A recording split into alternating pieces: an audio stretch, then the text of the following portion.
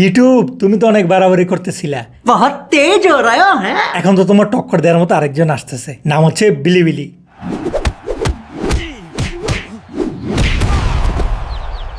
বিলিবিলি নামটা শুনতে কিছুটা পাঞ্জাবি অথবা ইন্ডিয়ান শব্দের মতো শোনা যায়, মনে হয় যেন এটা একটা ইন্ডিয়ান অ্যাপ। না, এটা হচ্ছে একটা চাইনিজ অ্যাপ, যেটা চায়নাতে অলরেডি ইউটিউবের বিপরীতে ব্যবহার করা হয় অনেক বছর ধরে। কি সাক্ষ্য প্রমাণ আছে তোমার কাছে? চায়নাওয়ালারা এমনিতেও নিজের অ্যাপ ছাড়া অন্য কারো অ্যাপ সহজে ব্যবহার করে না। চায়নাওয়ালারা তো গুগলরে পাত্তাই দেয় না, যার কারণে হুয়াই কোম্পানি কিন্তু অনেক কিছু সাফার করছে। অন্যথায় হুয়াই ফোনগুলো কিন্তু বাংলাদেশের মধ্যে অনেক বড় আকারে রাজ করতে পারতো। যাই হোক, ওই সব আলাদা। এখন বর্তমানে সারা বিশ্বে রাজ করতেছে হচ্ছে ইউটিউব। ইউটিউবের কম্পিটিটর পৃথিবীর মধ্যে আর নাই, যার কারণে ইউটিউব দিন দিন প্রচুর পরিমাণ আপডেট আনতেছে এবং ব্যাপারগুলো অনেকের জন্য কঠিন হইতেছে। যেমন 27 সালের শুরুর দিকে ইউটিউবের নতুন আপডেটটা চালু হবে। কি কোন মনিটাইজেশনের জন্য 4000 ঘন্টার জায়গায় 8000 ঘন্টা করে দিছে এবং শর্ট ভিডিওর ক্ষেত্রে 10 মিলিয়নের জায়গায় 20 মিলিয়ন করে দিছে, ইত্যাদি ইত্যাদি। আরো অনেক প্রচুর পরিমাণ শর্ত সাপেক্ষ আনতেছে। আর পলিসির কথা তো বলে লাভই নেই, প্রচুর পরিমাণ পলিসি। মানে কি বলবো, যাই হোক, এই সবকিছু যাচাই বাছাই করার পরে অনেকেই মনে করতেছে ইউটিউব যেহেতু একা রাজত্ব করতেছে, এই কারণে তাদের যা খুশি তা করতেছে। আর ঠিক এই সময়ে আইসেই চায়নাতে যে অ্যাপটা ইউটিউবের বিপরীতে ব্যবহার করা হতো, সে অ্যাপটা ঘোষণা দিছে তারা এখন বিশ্বব্যাপী কাজ করবে এবং তারা অলরেডি ইউকে ইউএস সহ অনেক দেশেই তাদের প্ল্যাটফর্মটা কিন্তু রিলিজ করে দিচ্ছে। অলরেডি মিস্টার বিস্ট তাদের প্ল্যাটফর্মে কাজ করা শুরু করছে।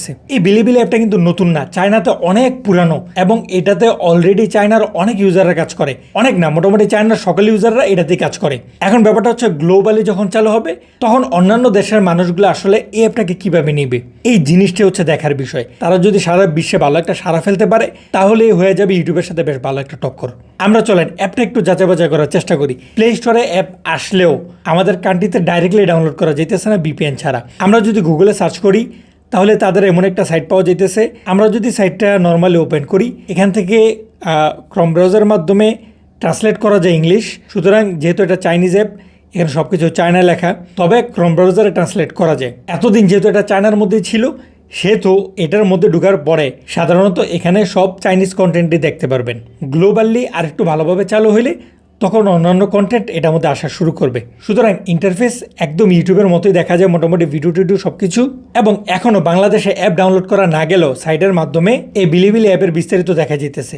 এখানে m.bilibili.com লিখে সার্চ করলে আপনারা সাইটটা পেয়ে যাবেন। এখানে ডাউনলোড অ্যাপ অপশন আছে, আমরা যদি এটার উপরে ক্লিক করি তাহলে এখানে দেখা যেতেছে প্লে স্টোরে আনতেছে ঠিকই, কিন্তু এটা আমাদের কান্ট্রিতে এখনও ডাউনলোড অপশন আসে নাই। এটা খুব দ্রুত সময় চলে আসবে।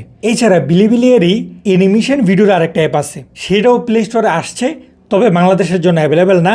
আশা করা যায় খুব দ্রুত সময় চলে আসবে। চলেন আমরা এটা বাংলাদেশে কিভাবে আসবে, কি কি অপশন থাকবে এই সম্পর্কে একটু জানার চেষ্টা করি।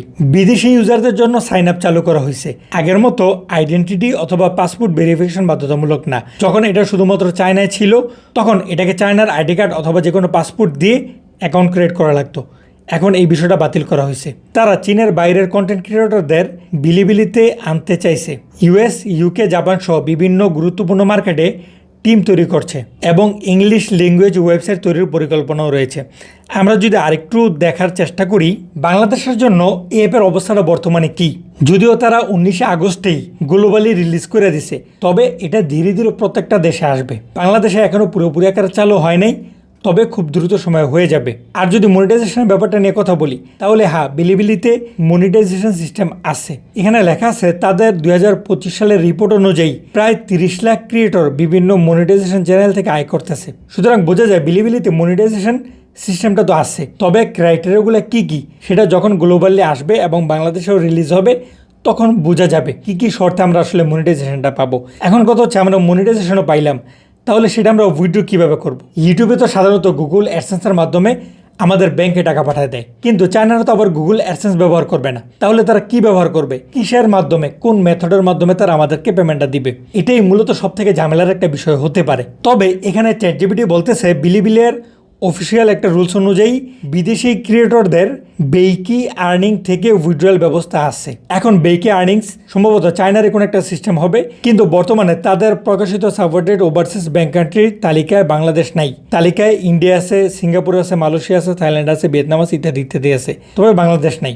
এবং বিলিবিলি থেকে উইথড্র ফি কীভাবে কাটে সেগুলো এখানে লেখা আছে। যাই হোক, এই সব কিছু দেখে আমরা এটাই বুঝতে পারলাম এই বিলিবিলি অ্যাপটা বাংলাদেশও আসবে। ইন্ডিয়াতে চালু হলে বাংলাদেশ, মায়ানমার এগুলো তো চালু হয়ে যাবে, যেহেতু এশিয়ার মধ্যেই পড়তেছে। তবে উইথড্র করার ক্ষেত্রে মেথডটা কেমন হবে সেটা একটা দেখার বিষয় থাকবে, এবং আরেকটা দেখার বিষয় থাকবে তারা ইউটিউবের সাথে টক্কর দিতে পারবে কিনা। যদি ইউটিউবের মতো অথবা ইউটিউবের বরাবর টক্কর দিতে পারে তাহলে বেশ ভালোভাবেই জমে যাবে, এবং সেক্ষেত্রে অনেকেই ধারণা করতেছে তখন যাইয়া হয়তোবা ইউটিউবের রুলস আবার কিছুটা স্বাভাবিক করলে করতেও পারে, যদি বিলিবিলি অ্যাপটা মার্কেটে সহজভাবে ইউটিউবের সাথে টক্কর দিতে পারে। আপনার মতামত কি অবশ্যই আমাদেরকে কমেন্ট করে জানাই দিবেন। আজকের সম্পূর্ণ ভিডিওতে আমাদের সাথে থাকার জন্য অসংখ্য ধন্যবাদ। আসসালামু আলাইকুম।